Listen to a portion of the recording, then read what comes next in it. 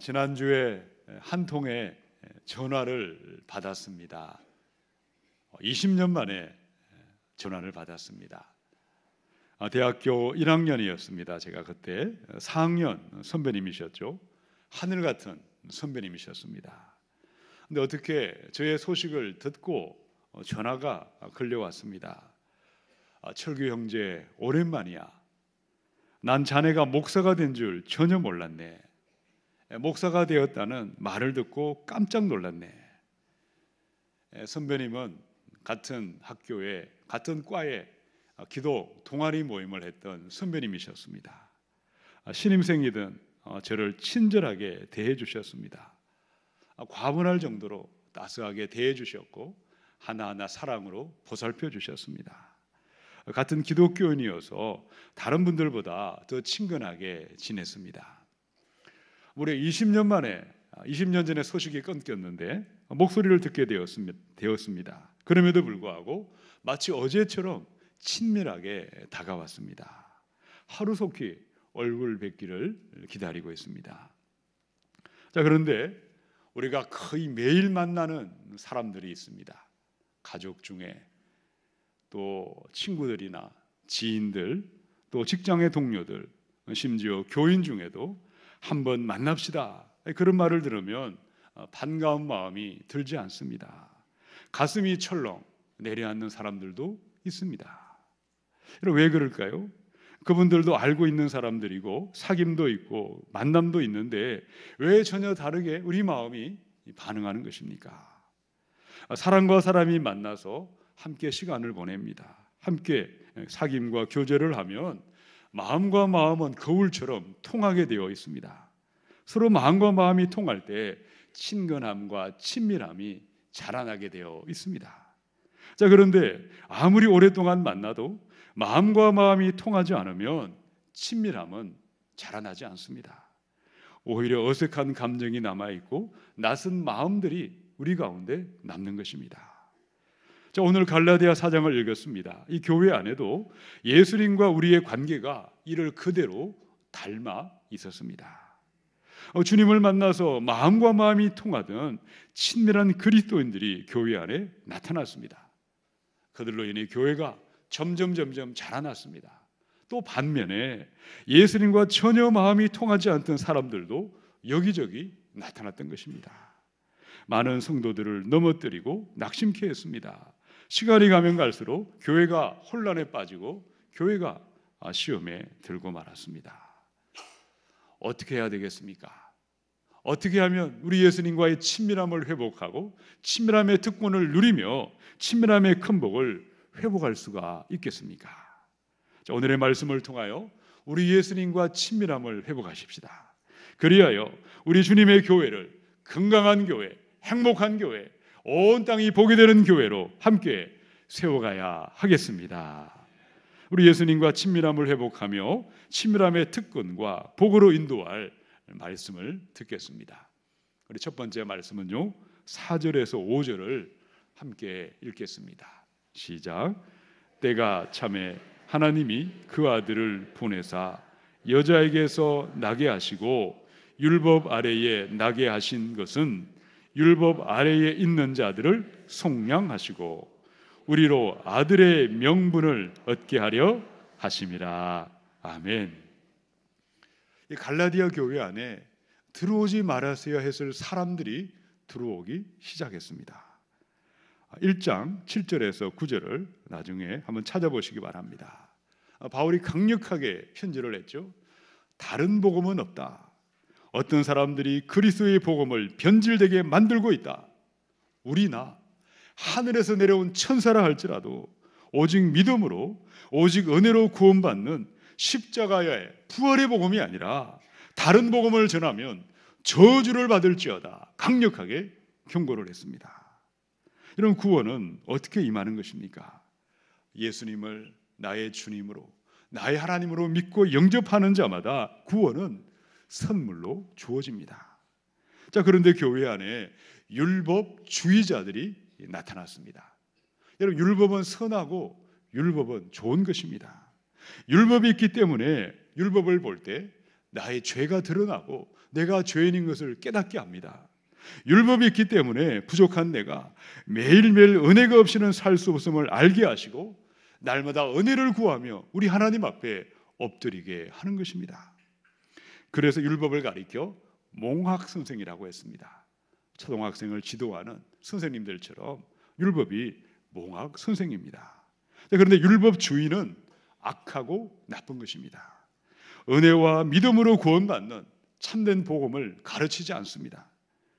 할례를 받았느냐, 안식일을 지키고 있느냐, 율법을 지키고 있느냐, 그러면 구원을 받는다. 자신의 선행과 노력과 자기 의로움을 가지고 구원받는 행위 구원을 가르치고 있다는 것입니다. 자, 그들을 만나서 교제하면 어떤 일이 벌어질까요? 그들을 따라가다 보면 천국의 문을 가로막아 버립니다. 지옥의 심판으로 떨어지게 되어 있습니다. 그 모습으로는 아무리 교회를 출석하고 아무리 예수를 믿고 다녀도 친밀함은 자라나지 않습니다. 두렵고 떨리기만 하고 예수 믿는 것은 고통 그 자체일 수밖에 없다는 것이죠.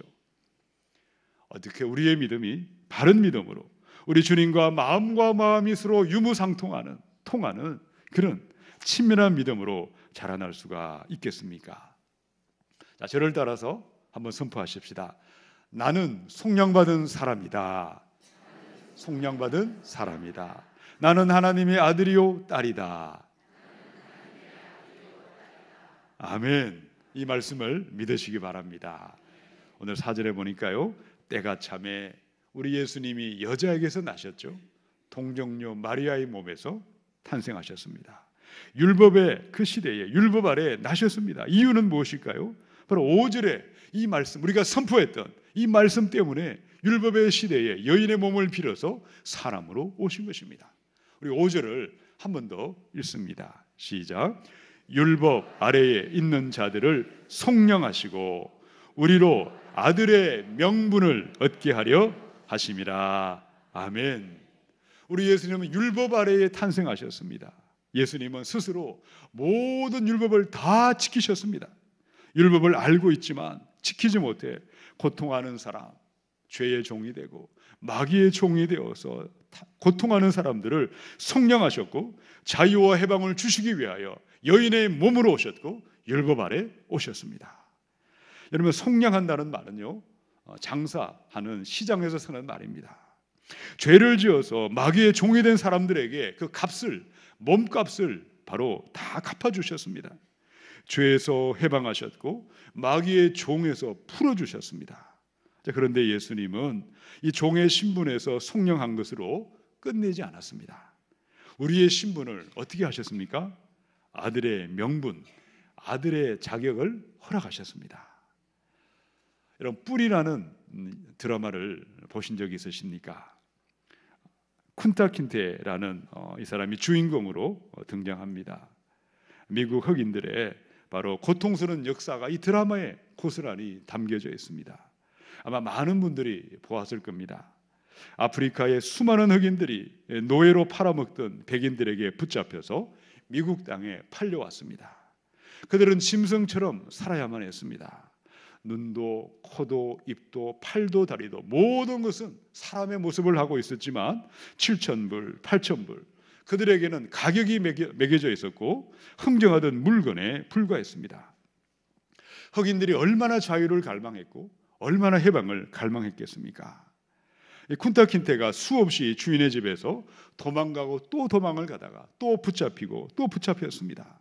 처참하게 매질을 당하는 장면이 기억납니다. 뼈가 드러나도록 채찍을 내리칩니다. 기절하고 깨어나면 또 때리고 또 때려서 끊임없이 그를 매질을 했습니다.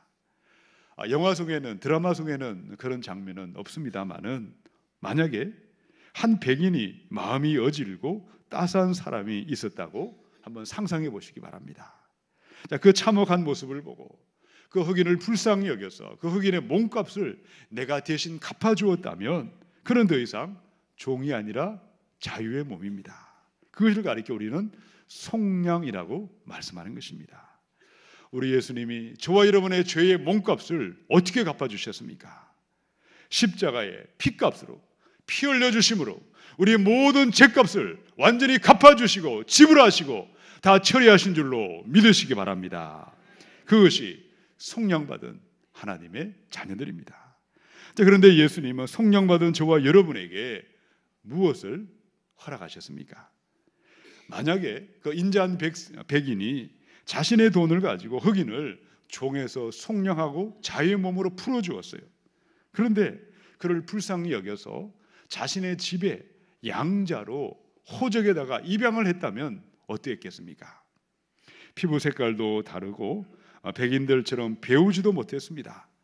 말과 행실은 여전히 흑인의 습관, 죄인들의 종살이 하던 습관이 남아 있습니다. 그럼에도 법적으로 그는 누구일까요? 양자가 되었고 아들이 된 것입니다. 저와 여러분이 예수님을 나의 하나님으로, 나의 주님으로 믿고 영접할 때에 우리의 모든 죄는 속량하게 하셨습니다. 하나님의 아들이요 딸이요 신분이 변하고 자격이 변하고 정체성을 완전히 바꾸어 주셨습니다. 더 이상 죄의 종이 아니고 마귀의 종이 아닙니다. 하나님의 아들이요 딸이요 하나님의 위대한 자녀의 권세가 임한 줄로 믿으시기 바랍니다. 여전히 우리에게는 옛사람의 죄악된 습관들은 아직도 남아 있습니다. 그럼에도 나는 속량받은 사람이고 하나님의 아들이요 딸로 신분이 변하고 자격이 변하고 정체성이 완전히 변한 줄로 믿습니다. 그것을 알고 믿고 주장하는 사람은요, 시간이 지나면 지날수록 생각이 바뀝니다. 처음에는 믿어지지 않습니다. 처음에는 꿈만 같은 이야기지만 그러나 하나님이 믿게 하십니다. 믿어지면 믿어질수록 말투가 변하고 생각이 변하고 표정이 변하고 모든 것이 변화해서 진정한 아들로 딸의 모습으로 나타나게 하시는 줄로 믿습니다. 그것이 바로 친밀함의 축복인 것입니다. 내가 속량받은 사람이고 아들이요 딸임을 믿는 자들에게는 하나님께 나아가서 하나님과 사귐이 있는, 교제가 있는 그래 친밀함의 복으로 인도해 주시는 것입니다. 사랑하는 여러분, 예수님의 십자가의 피곤세를 바라보시기 바랍니다. 그 피가 나의 모든 죄를 속량하셨습니다. 예수의 그 피가 하나님의 아들이요 딸의 신분으로 우리를 변화시킨 증거인 줄로 믿습니다.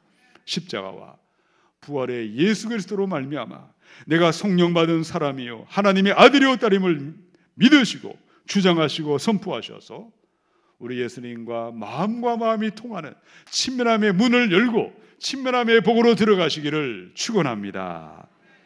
우리 두 번째 6절을 읽어보십시다. 시작. 너희가 아들이므로 하나님이 그 아들의 영을 우리 마음 가운데 보내사 아빠 아버지라 부르게 하셨느니라. 아멘. 누구든지 우리 예수님을 나의 주님으로 나의 하나님으로 모셔드리고 엎드리고 경배하는 순간에 그의 모든 죄는 예수의 피값으로 단번에 처리해 주십니다. 완벽하게 갚아 주십니다. 그것이 속량입니다. 자, 그런데 종에서 풀어준 다음에 네가 이제 자유의 몸이 되었으니 네 힘으로 살아라 그러면서 가버리지 않으셨습니다. 내버려두지 않았습니다. 어떻게 하셨습니까? 놀랍게도 하나님의 아들이요 딸이라는 뭘 주셨죠? 명분을 주셨습니다. 이 명분이라는 말은요, 양자와 양녀로 입양을 했다는 법적인 단어가 명분입니다. 누가 뭐라고 해도 십자가의 그 피는 저와 여러분이 하나님의 아들이요 딸이라는 명분을 주셨습니다. 자격이 변했고 신분이 변했고 정체성이 변했습니다. 자, 그럼에도 불구하고 양자와 양녀로 입양된 가정에서 그 부모님과 친밀함을 누리는 자녀도 있지만 반대로 손님처럼 행동하는 자녀들도 분명히 있습니다. 만약 우리가 주변에 부모가 없는 그런 아이를 우리 집에 양자 양녀로 입양했다고 한번 생각해 보십시오. 그 아이가 처음부터 엄마 아빠라고 부를 수 없습니다. 당연하죠. 시간이 지나야 합니다. 세월이 흘러야 합니다. 서로 마음과 마음이 통하고 서로를 믿고 신뢰할 때 자연스럽게 친밀함이 나타나고 자라가게 되어 있습니다. 마침내 입을 열어서 엄마 아빠 부르면서 달려와서 안기게 되는 것입니다. 자, 6절에 보니까요, 양자와 양녀로 입양된 그리스도인들에게는 무엇을 보내주셨습니까? 아들의 영 성령님을 우리 마음 가운데 보내주셨습니다. 성령님은 우리로 하여금 하나님께 나아갈 때 아빠 아버지라고 부르게 하십니다. 자, 로마서의 8장 13절입니다. 너희가 육신대로 살면 반드시 죽을 것이로되 영으로서 몸의 행실을 죽이면 살리라. 바울이 로마에서 예수 믿던 그리스도인들에게 편지를 보냈습니다. 이 말은 하나님을 모르고 믿지 않는 불신자들에게 보낸 편지가 아니었습니다. 교회 안에 있고 세례도 받았고 직분도 받았습니다. 그러나 성령께 순종하지 아니하고 육신을 따라 살면 어떻게 될까요? 반드시 죽게 되어 있습니다. 친밀함이 있느냐 없느냐 그 정도가 아니라 자신의 의를 드러내고 공로와 자격과 선행을 자기 힘으로 믿으려고 하는 바로 엉터리 믿음이 되어서 천국의 문에 들어가고 싶어도 들어갈 수가 없는 것입니다. 로마서 8장의 14절 15절입니다. 무릇 하나님의 영으로 인도함을 받는 사람은 곧 누구이죠? 하나님의 아들이라. 너희는 다시 무서워하는 종의 영을 받지 아니하고 양자의 영을 받았으므로 우리가 아빠 아버지라고 부르짖느니라. 아멘. 아들과 딸의 명분으로 입양된 사람들마다 여러분 그들의 모습은 어떠할까요? 우리가 무엇을 보고 하나님을 아빠 아버지라고 부르짖는 아들이요 딸인 줄로 우리가 그들을 알 수가 있겠습니까? 자, 저를 따라서 한 번 더 선포하십시다. 매일매일 성령을 따라 살겠습니다. 매일매일 성령을 따라 살겠습니다. 아멘. 여러분, 성령을 따라 산다는 것은 날마다 성령으로 말미암아 나의 혈기를 십자가에 못 박는 것입니다. 바울은 나는 날마다 죽노라고 고백했습니다. 바울 같은 대사도가 날마다 성령을 따라 혈기와 자신의 생각을 십자가에 못 박는 것이 바로 성령을 따라 사는 것입니다. 성령을 따라 사는 것은 매일매일 하나님께 나아가 아빠 아버지라 부르짖고 기도하는 것입니다. 한 번, 두 번 흉내내는 것을 가리켜 말하지 않습니다. 이 말은요, 현재 진행 시제로 되어 있습니다. 매일매일 기도하는 영적인 삶을 기뻐하고 기다리고 사모하고 목말라하고 달려가는 것이 바로 아빠 아버지라고 부르짖고 성령을 따라 행하는 것입니다. 우리 주변에는 도박에 중독되어 있는 분들을 볼 수가 있습니다. 여러분, 도박에 중독된 사람들은요, 손을 잘라버려도 또 도박을 하러 가더라고요. 앉으나 서나 자나 깨나 밥을 먹거나 길을 걸어가나 온통 그의 머리는 이 도박하는 것으로 항상 가득 차 있습니다. 요즘은 많은 사람들이 인터넷이나 핸드폰이나 게임에 중독이 되어 있습니다. 차를 몰고 가다 보면 사람들이 핸드폰을 들고 횡단보도를 건너는데 신호가 바뀌었는데도 아랑곳하지 않고 계속해서 이 핸드폰을 보고 다니는 것을 보게 됩니다. 무엇에 홀린 것처럼 손에서 핸드폰이 떠나지 않습니다. 여러분, 핸드폰 속에 무엇을 보고 있을까요? 무엇을 묵상합니까? 성경 말씀이나 그리스도의 메시지라면 얼마나 좋겠습니까? 그들에게 생명을 주고 평안을 주는 것이 아니라 잠시 오감과 잠시 쾌락을 만족시키는 것들에 많은 분들이 매여 있습니다. 너희가 육신대로 살면 반드시 죽을 것이로되 매일매일 성령을 따라 자녀답게 살고 아빠 아버지라 부르짖고 기도할 때 반드시 살아나게 하십니다. 친밀함의 복과 은혜로 인도해 주실 줄로 믿습니다. 오늘은 2017년의 마지막 날이고 또 공교롭게도 마지막 주일입니다. 여러분, 지난 한 해 어떠하셨습니까? 그리스도인 성령으로 살아 숨쉬는 사람들, 이 표를 따라 말씀과 기도하는 삶을 따라서 예수님과 더욱더 친밀해지셨습니까? 2016년보다 더욱더 온유하고 겸손한 성품으로 자라나셨습니까? 아니면 더 딱딱해지고 더 굳어버린 불편한 모습으로 앉아있지는 않으십니까? 이제 새로운 2018년이 코앞에 왔습니다. 매일매일 새해에는 성령을 따라 아빠 아버지라 부르고 기도하십시다. 영적인 삶을 사모하고 기뻐하고 목말라 하십시다.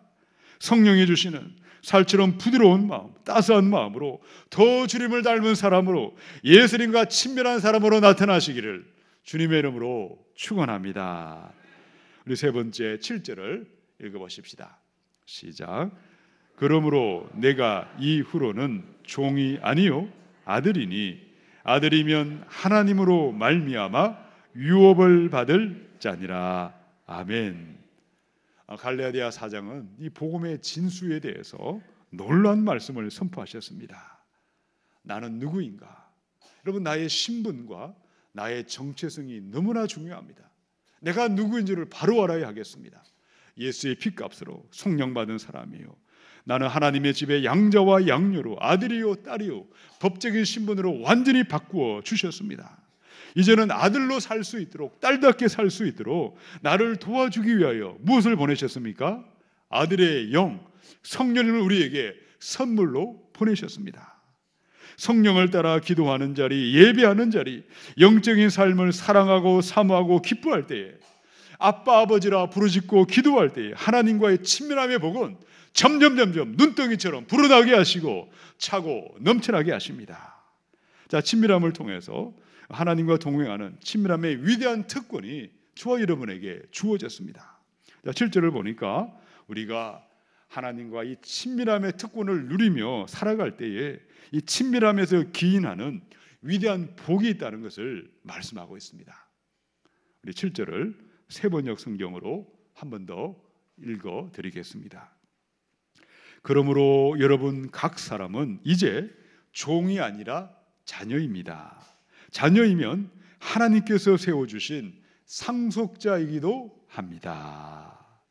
여러분, 친밀함의 누림을, 친밀함이 있는 자녀들마다 하나님의 집에 있는 모든 영광과 모든 재물과 모든 부귀를 다 상속받는 어마어마한 큰 복이 기다리고 있음을 믿으시기 바랍니다. 로마서 8장의 18절, 생각하건대 현재의 고난은 장차 우리에게 나타날 영광과 비교할 수 없도다. 아멘.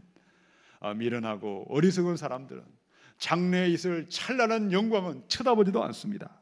눈앞에 작은 것에 목숨을 걸고 잠시 있다 사라질 허무한 것에 마음을 쏟고 있습니다. 누가복음에 보니까 12장 19절 20절입니다. 또 내가 내 영혼에게 이르되 영혼아, 여러 해 쓸 물건을 많이 쌓아두었으니 평안히 쉬고 먹고 마시고 즐거워하자 하리라 하되, 하나님은 이르시되 어리석은 자여, 오늘 밤에 내 영혼을 도로 찾으리니 그러면 내 준비한 것이 누구의 것이 되겠느냐. 우리 예수님께서 어리석은 부자의 비유를 말씀하셨습니다. 그는 유대인이었기에 요즘으로 말하면 교회 다니던 교인이라 할 수가 있습니다. 그런데 그의 관심은 온통 먹고 마시고 즐기고 누리고 더 많은 재물, 더 많은 명예, 더 많은 성공뿐이었습니다. 여러분, 돈과 재물과 세상의 성공이 나쁘다는 뜻이 아니지 않습니까? 문제는 영원한 세상, 하나님의 나라를 준비하는 것이 전혀 없었습니다. 그의 삶에 일절 없었다는 것입니다. 예수께서 말씀하시기를 오늘 밤 내 영혼을 도로 찾으리니 너의 집과 돈과 재물과 너의 모든 것은 누구의 것이 되겠느냐. 우리는 하늘의 상속자들입니다. 하나님을 사랑하고 아빠 아버지라 부르고 기도하며 친밀함의 자리로 나아갈 때에 영원한 하나님의 나라를 바라보게 하시고 하늘의 어마어마한 상급을 바라보며 누리게 하는 친밀함의 복을 넘어 위대한 하나님의 상속자의 복으로 인도해 주시는 줄로 믿습니다. 성경에 보면 우리 하나님과 친밀함의 복을 누리며 하늘의 위대한 상속자의 영광에 들어간 수많은 믿음의 사람들이 기록되어 있습니다. 창세기 15장 1절에 아브라함아 두려워하지 말라. 나는 내 방패요 너의 지극히 큰 상급이니라. 시편 16편 5절로 6절에 여호와는 나의 산업과 나의 잔의 소득이시니 나의 분깃을 지키시니이다. 내게 줄로 지어준 구역은 아름다운 곳에 있으며 나의 기업이 실로 아름답도다. 히브리 11장 24절로 26절은 모세의 고백이죠. 우리 함께 읽어보십시다. 시작. 믿음으로 모세는 장성하여 바로의 공주의 아들이라 칭함받기를 거절하고 도리어 하나님의 백성과 함께 고난받기를 잠시 죄악의 낙을 누리는 것보다 더 좋아하고 그리스도를 위하여 받는 수모를 애굽의 모든 더 큰 재물로 여겼으니 이는 상 주심을 바라봄이라. 아멘. 아브라함과 모세와 다윗과 바울과 수많은 믿음의 선진들은 하늘의 영원한 상급을 바라보았습니다. 여러분, 현실은 손에 잡히지 않았습니다. 내 귀에 들리지 않았습니다. 내 눈에 보이지 않았습니다. 그러나 성령함을 믿었습니다. 아들이요 딸임을 믿었습니다. 매일매일 성령을 따라 아빠 아버지라 부르짖고 기도했습니다. 믿음으로 이 친밀함의 특권을 누리시고 친밀함으로 하늘의 위대한 영광, 어마어마한 하늘의 영광의 상속자로 들어가셔야 하겠습니다. 찰스 피니의 진정한 부흥, 이 책에 기도하던 무명의 한 경건한 사람의 일화가 책에 소개되어 있습니다. 그는 아주 가난한 사람이었습니다. 폐병이 들어서 평생을 병상에 누워 살아야만 했습니다. 그런데 같은 마을에 예수는 믿지 않았는데 아주 마음씨가 좋은 장사꾼이 한 분 살았다고 합니다. 그는 병자와 가족을 위해서 매일 먹을 것을 보내주었다고 합니다. 너무도 고맙고 고마운 나머지 어떻게 은혜를 갚을까 생각하다가 그가 병상에 누운 채 내가 날마다 그가 예수 믿게 해달라고, 구원받게 해달라고 간절하게 기도하고 또 기도했습니다. 자, 그런데 얼마 후에 정말 그분이 예수님을 믿게 되었습니다. 병상에 누워있던 기도했던 그 사람은 그 사람만이 아니라 주변에 있는 마을과 지역을 위해서 병상에 누워서 평생을 하나님께 기도하며 하나님께 나아갔습니다. 그의 기도로 말미암아 그가 살던 마을에 성령의 불이 임하고 그 주변 지역에 하나님의 놀라운 역사들이 나타나기 시작했습니다. 그가 죽은 다음에 찰스 피니가 그의 집을 찾아갔을 때 그의 아내로부터 그의 기도 일기장을 보게 되었습니다. 일기 가운데 이런 내용이 있습니다. 나는 약 30명의 목사와 교회를 알고 있다. 나는 매일 일정한 시간을 떼어서 목사들과 교회를 위해, 선교지를 위해 기도하였다. 나는 그 교회 가운데 성령 충만이 임하게 하소서 믿음의 기도를 드리게 되었다. 나는 곧 그 교회에 부흥이 일어나리라고 믿고 기도하였다. 특별히 그는 병상에 누운 채 스리랑카를 위해서 간절하게 기도했다고 합니다. 놀랍게도 그가 기도했던 기도 일기의 그 날짜에 맞추어 보니까 얼마 후에 그 땅에 위대한 부흥이 일어난 것을 발견할 수가 있었습니다. 사랑하는 성도 여러분, 우리는 기도를 통하여 하나님의 친밀함을 누리며 친밀함의 복을 넘어 위대한 하늘의 영광의 상속자에 들어가는 복이 하나님의 영 성령으로 말미암아 부르짖고 기도하는 자에게 임하게 하시는 줄로 믿습니다. 병상에 누워서도 기도할 수 있다면 우리의 기도가 하나님께 부르짖고 기도함으로 말미암아 저 하늘의 어마어마한 상급을 누리는 위대한 상속자의 영광으로 인도하실 줄로 믿습니다. 이제 대망의 2018년이 다가왔습니다. 기도하는 일에 충성하시는 친밀함의 삶을 실천하셔서 하늘의 위대한 상급을 누리시기를 주님의 이름으로 축원합니다. 시카고의 무디교회 목사였던 어윈 루츠의 말을 소개하면서 말씀을 마치겠습니다. 우리가 하나님을 위해서 하는 모든 것은 다 2차적인 것이고 부수적인 것이다. 하나님은 항상 그리스도와 성령으로 기도함으로 교제하는 사람, 친밀함의 사람들을 찾고 계신다. 친밀함의 사람을 통하여 주의 일을 하고 계신다. 친밀함의 특권과 친밀함의 축복이 저와 여러분에게 임하시기를 축원합니다. 함께 기도하겠습니다.